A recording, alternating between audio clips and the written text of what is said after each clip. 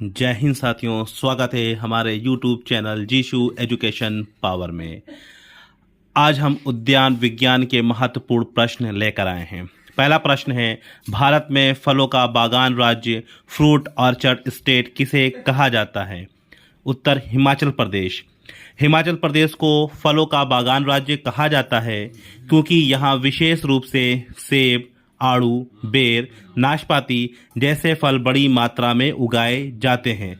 यहाँ की जलवायु इन फलों के लिए उपयुक्त होती है।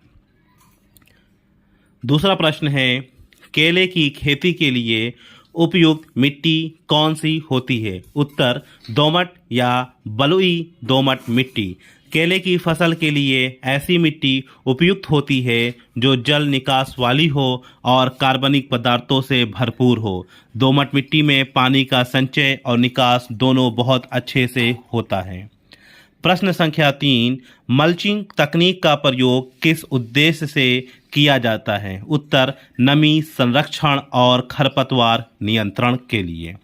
मल्चिंग में पौधों के आसपास की मिट्टी को पत्तियों, प्लास्टिक या भूसे से ढक दिया जाता है जिससे नमी बनी रहती है और खरपतवार नहीं उगते।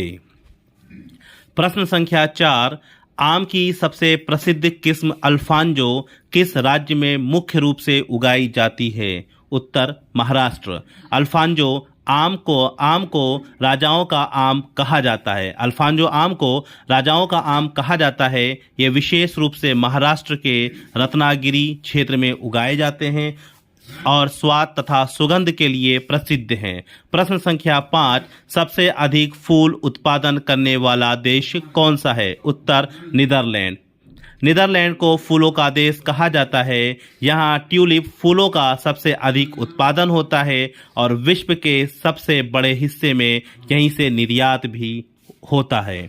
प्रश्न संख्या 6, भारत में फलों की खेती को किस श्रेणी में रखा जाता है? उत्तर उद्यानिकी, हॉर्टिकल्चर। उद्यानिकी कृषि की वो शाखा है जिसमें फल, सब्जी, फूल और सजावटी पौधों की खेती की जाती है। फलों की खेती इसका प्रमुख भाग है।